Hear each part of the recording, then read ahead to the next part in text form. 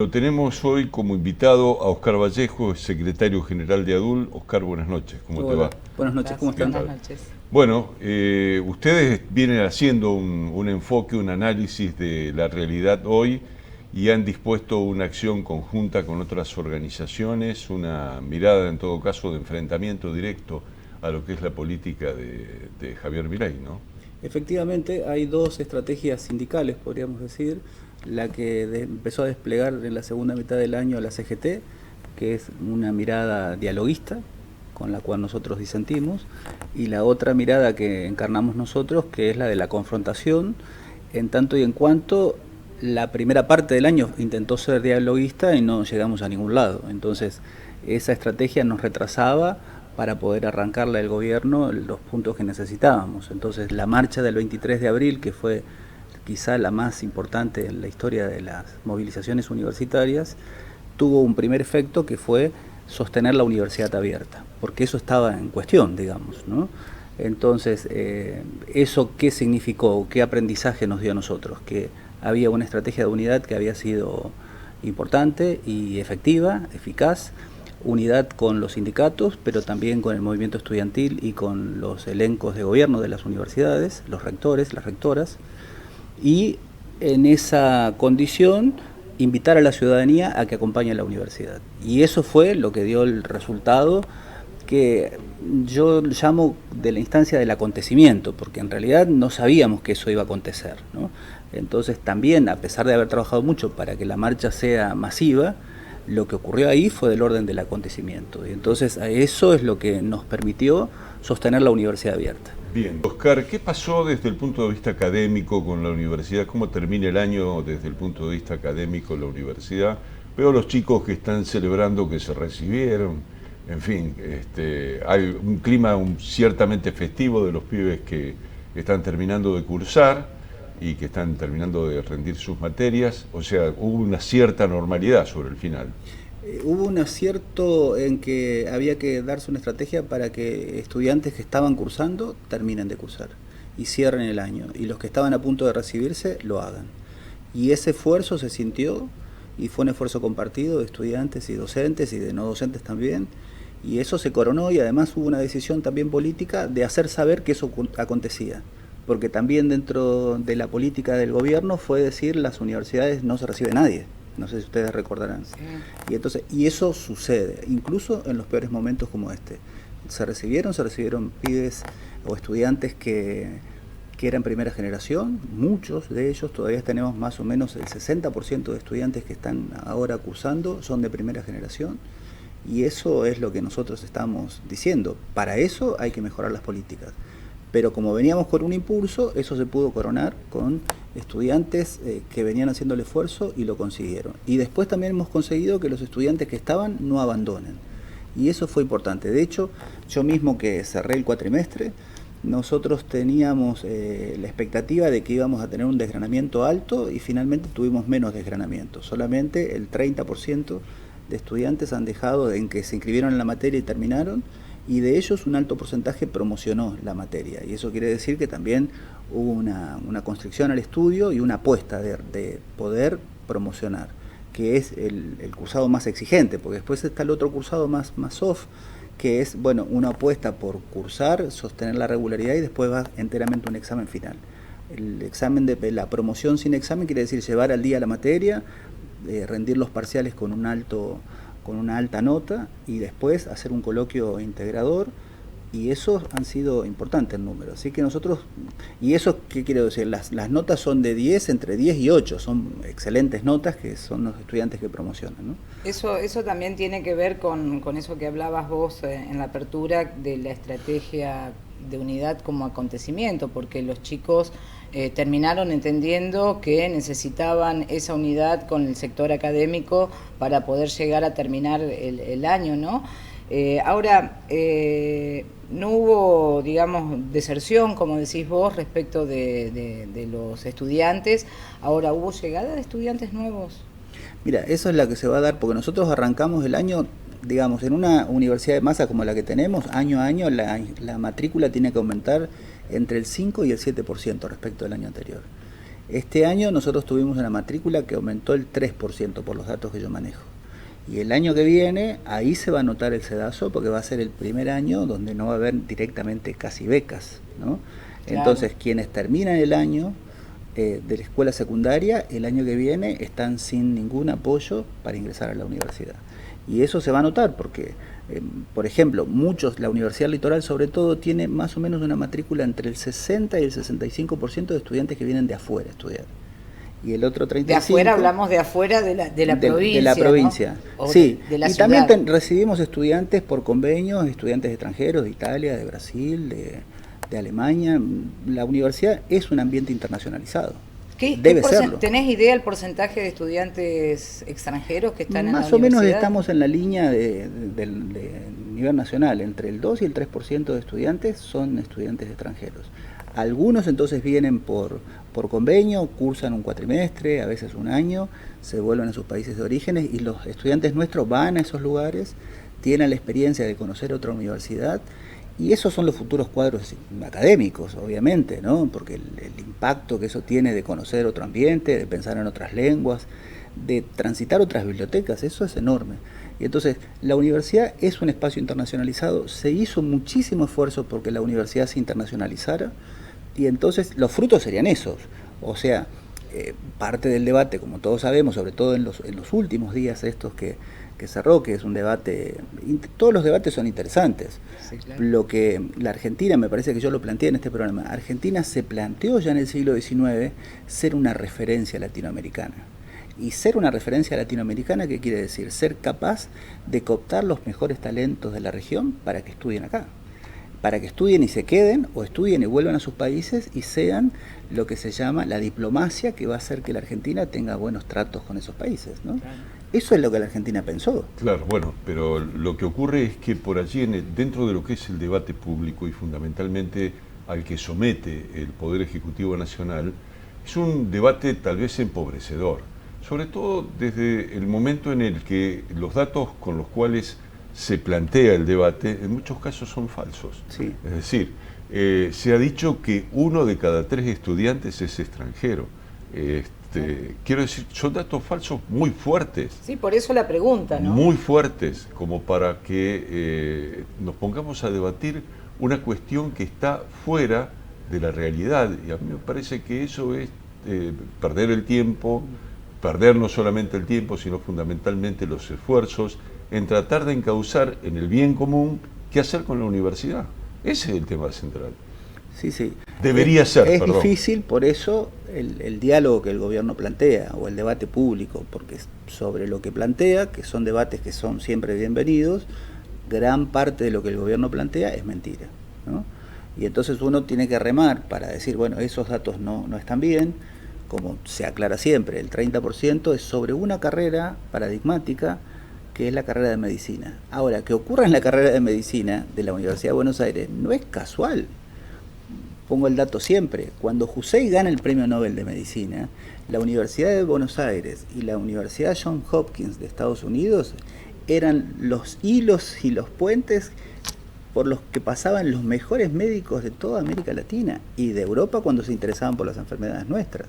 O sea, que vengan muchos estudiantes extranjeros a la Facultad de Medicina de la Universidad de Buenos Aires es algo auspicioso. Claro, habla bien porque eso quiere decir que la carrera todavía es una carrera de liderazgo a pesar de todo lo que ha pasado. Que nosotros no hemos tenido en estos 40 años de democracia ninguna política que haya descollado en materia universitaria. Y sin embargo, la universidad sigue firme porque hay una decisión, una voluntad y lo que se llama una tradición académica, ¿no? Entonces, por eso, es difícil el debate, todos los debates son interesantes, como el debate que se acaba de dar, el gobierno sacó una resolución casi atentatoria de lo que se llama la libertad de cátedra, ¿no? Y entonces confunde educación con lo que sería adoctrinamiento, otra vez vuelve a eso. Y entonces, bueno, la educación tiene que tener un componente crítico para todos nosotros, ¿no?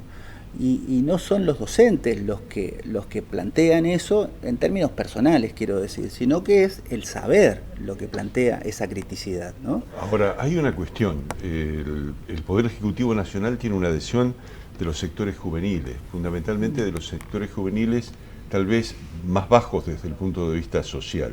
¿qué ocurrió con el estudiante que llegó a la universidad, que desconoce qué es la universidad y se encontró con este conflicto, con sus expectativas de poder aprender frustradas en algunos aspectos y en todo caso viendo o es esta posibilidad o prácticamente nada, porque no tienen alternativa, la mayoría de los hogares no tienen alternativa para pagar una educación privada desde ese punto de vista, ¿no? Yo creo que se encontraron con lo mejor de la universidad, y es la posibilidad de protagonizar un proceso de disputa sobre el saber, sobre las carreras y sobre cómo mantenerse.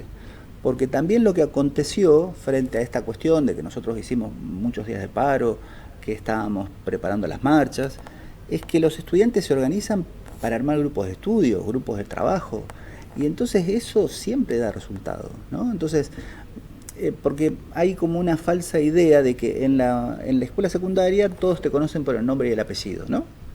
Pero al mismo tiempo está fuertemente individualizado. Los problemas que vos tenés en la escuela secundaria no se resuelven colectivamente, pero en la universidad los problemas, yo muchas veces no sé los nombres de los estudiantes, no termino de aprendérmelos, pero la universidad es colectiva, ¿no? Es colectiva en el trato con los estudiantes entre sí y colectiva en el trato de docentes y estudiantes. Entonces creo que se encontraron con eso y han podido protagonizar. No todos se han sentido interpelados en el sentido de convocados a la disputa, pero sí se han sentido protegidos en este ambiente que hemos podido crear. La universidad siempre fue difícil para ingresar.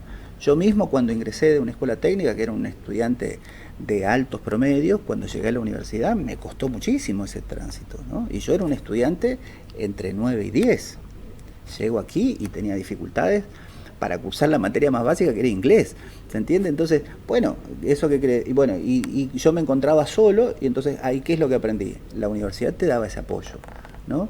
Entonces creo que esa sería un poco la condición de la universidad, y que eso necesita más políticas públicas de sostenimiento, claramente. La universidad, por ejemplo, ha inventado un sistema que se llama de tutorías, que los estudiantes avanzados conducen y guían a los estudiantes que recién se ingresan para que puedan atravesar, los aconsejan, no curses todas las materias, cursa algunas, si tenés dificultad, ¿cómo la vas a poder recursar? Porque, miren, hablábamos con estudiantes en este coloquio que les contaba, yo una de las preguntas que les hago es, ¿por qué les fue bien en el cursado? ¿Por qué ustedes logran promocionar la materia? Y entonces una de las cuestiones que dicen los estudiantes es, yo me frustro si no me va bien. Entonces arranco, tengo un primer parcial que me va mal y me frustro, me pone mal, me bajonea, incide en mí, incide en el cursado. Entonces el trabajo que ustedes hacen para apoyar ese primer parcial es un trabajo importante, y eso se hace como una estrategia pedagógica. Generalmente lo hacemos todos los docentes porque conocemos con quienes trabajamos, ¿no? Y la universidad empezó a apoyar esos grupos. Entonces, aún así hay un proceso de ralentización de las carreras, porque los niveles de aprendizaje son diferentes en los estudiantes, y hay quien hace la carrera en los años que están pactados o pautados, y hay otros que se demoran. Ahora, quienes se demoran, estos estudiantes que estaban, según la media, demorados en la carrera de informática, estaban totalmente felices de haber podido, y cursaron varias materias, ¿se entiende? Entonces, creo que la universidad nos permite eso, y además protagonizar el proceso de aprendizaje, porque la materia da algo de eso. Por decirte, un estudiante me dice, yo me cambié de ingeniería química a ingeniería en informática, pero yo quiero hacer ingeniería, yo quiero hacer eso. Y entonces vengo con la materia y me encuentro que hay procesos, y yo empecé a buscar eso, para dónde voy a trabajar, y eso lo hizo solo el estudiante, ¿se entiende? La materia abrió el camino y todo ese proceso lo hizo. Y la universidad te permite eso, la universidad pública. ¿Por qué? Porque también la universidad pública puede esperar a que los procesos tengan su tiempo, ¿no? En cambio, las universidades privadas, generalmente, como hay que pagar incluso para rendir, los tiempos son limitados. Claro.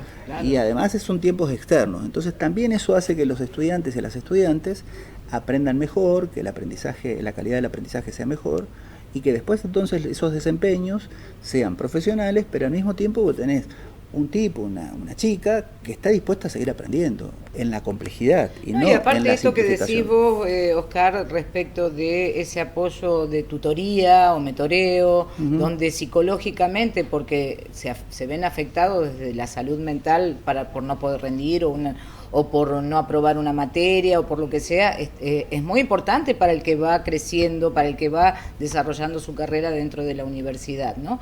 Y vos también hablabas de que en el comienzo empezamos con una cuestión de diálogo que no tuvo sus frutos y hoy están en confrontación. Exacto. ¿Cómo es eso de cómo lo van a plantear de aquí en adelante? En confrontación, porque vos, fíjense, la última reunión que tuvimos con el gobierno fue los días previos a la gran marcha del 2 de octubre.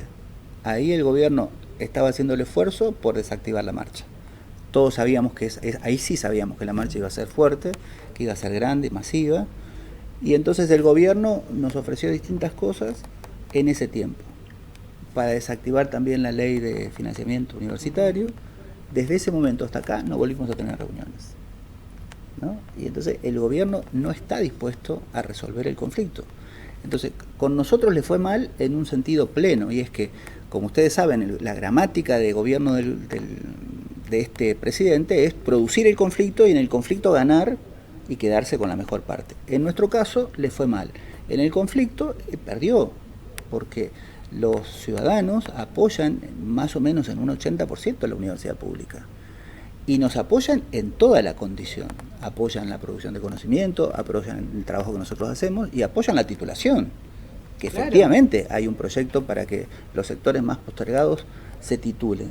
Y porque a la gente le interesa efectivamente que haya un proyecto de mejora para las personas, ¿no? Seguro. Oscar, ¿qué está pasando en esa experiencia que se ha hecho de empezar a juntar a otras organizaciones gremiales y a otras organizaciones sectoriales en la búsqueda de un proyecto común?